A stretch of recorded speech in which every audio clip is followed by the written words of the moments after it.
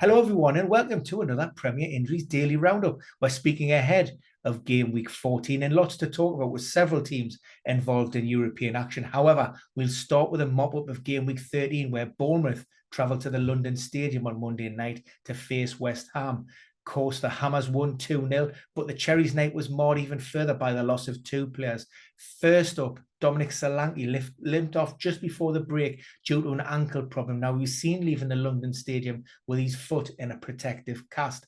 Now, that's by no means an indication of the severity of the injury. Those lightweight protective casts are normally applied post-match as a precautionary measure until the player can be fully assessed. Now, while his availability this weekend remains in serious doubt, you cannot completely rule out the striker at this stage. He will be sent for an MRI scan, and like I say, that will continue to be evaluated and assessed. Hopefully, we might hear from Gary O'Neill on Thursday ahead of those games this weekend. Also, goalkeeper Neto, that was initially referred to as a lower leg issue. I understand that it is muscular, possibly hamstring. And again, that calls into question his availability this weekend. We've seen very little change from Gary O'Neill since he took over after that 9-0 drubbing at Anfield, but he could be forced into at least two changes this weekend. Moving forward to those teams involved in European action, and of course, I bet everybody's dying to know what's happening with Erling Haaland. Now, we've seen Haaland and João Cancelo forced off or replaced at halftime in Dortmund on Tuesday night. Post-match, Pep Guardiola confirmed that both of those changes were enforced. Cancelo, he was struggling a little bit with illness, a little bit of fever. He was cleared pre-match to be involved. Like I say, that was probably due to the fact that Kyle Walker is injured and also Sergio Gomez is suspended. So they were really limited in terms of options that they had available. John Stones is coming back off an injury. He also had some involvement there. João Cancelo, difficult always to put a definitive timeline. Body responses to illness, all different. But given the fact that he was involved, I would suggest he's probably going to be rested maybe Wednesday, possibly even Thursday, but we'd like to see him back on the training pitches on Friday.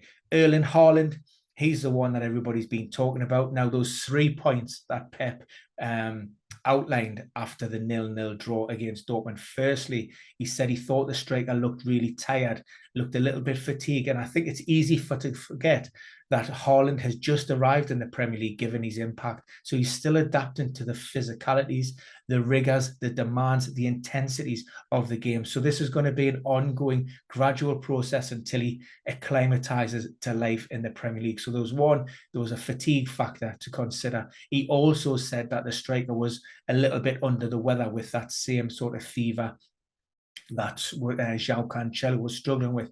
And thirdly, he said he took a knock on the foot. So those 3 things added together suggest he was removed from the play as a precautionary measure.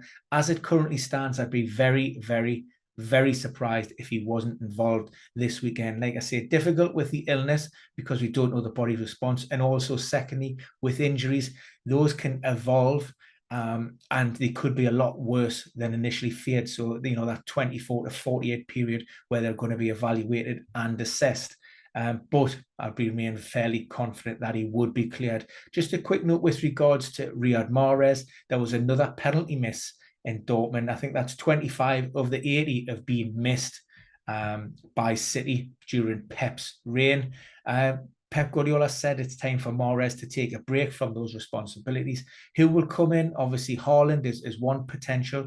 Kevin De Bruyne has a decent record under Pep Guardiola, but also he did talk about the possibility of maybe using Ederson back in February 2021. He said he was a strong character, strikes the ball really well, and he's confident.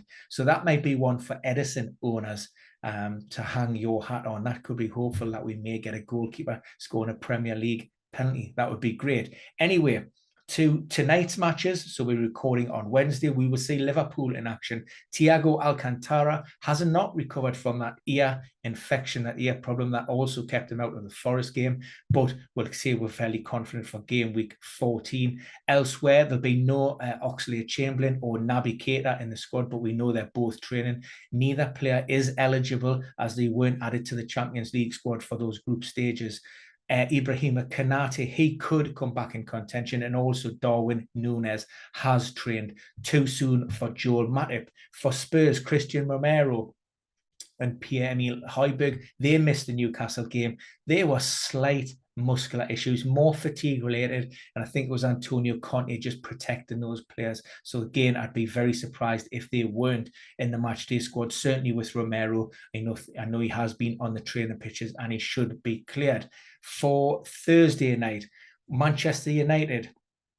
Good news from the United treatment room. Harry Maguire, Aaron Wan-Bissaka and Donny van de Beek have all trained fully with the squad. A decision on their involvement will come after the final session on Wednesday. But like I say, I would expect them to be in and around the matchday squad. However, it comes too soon for Anthony Martial. He's been struggling with an ongoing back issue. I would say that puts serious doubts or question marks over his availability this weekend. But we will see Cristiano Ronaldo back in the United squad. Of course, that was an internal disciplinary matter after he walked from the bench and down the tunnel after refusing to come on against Tottenham. He was kept out of game week 13, but he's back, and bridges have been mended.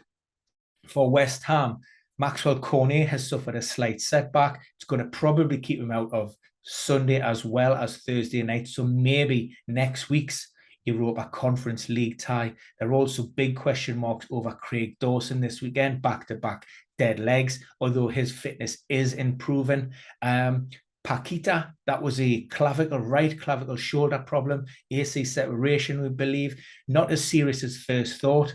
We're hoping from this point onwards, maybe around 7 to 14 days, or maybe 10 to 14 days. Certainly by the early November, we should see the Brazilian back in contention. So that's good news with regards to that. And also some more good news with Nayef Aguerd. The Moroccan defender has been training with the group. Now, David Moyes said he probably isn't ready for the Premier League just yet, but they're hoping to get some kind of involvement in European football. What type of defender will West Ham be getting, and potentially fantasy owners be looking at? Well, David Moyes said he's a good reader of the game. He's a defender that he'd probably want to put in on the left-hand side centrally, which again brings question marks over Kurt Zouma, but he referred to him as a stylish defender, and he's got high hopes. So positive on that front. Keep your eyes open. Like I say, it may be after the World Cup before we're seeing Aguerd really pushing for a start in that Hammers lineup for the league. For Arsenal, we haven't heard from Mikel Arteta as it currently stands, but Zinchenko still isn't training with the group. He's working individually, although he has ramped up his recovery, seen doing some sprints. So that suggests he isn't too far away. And Marquinhos missed the open session on Wednesday morning. That was because of illness, although he hasn't completely been ruled out of the game on Thursday night. So that's it for your midweek roundup. Don't forget, we'll be back on Thursday after a host of press conferences, and then on Friday we will be doing our live Q&A with Jason McKenna as we look through the predicted lineups, the team news, and all the latest injury updates. Any questions, pop them in the box below, or you can always log on to the premierinjuries.com website.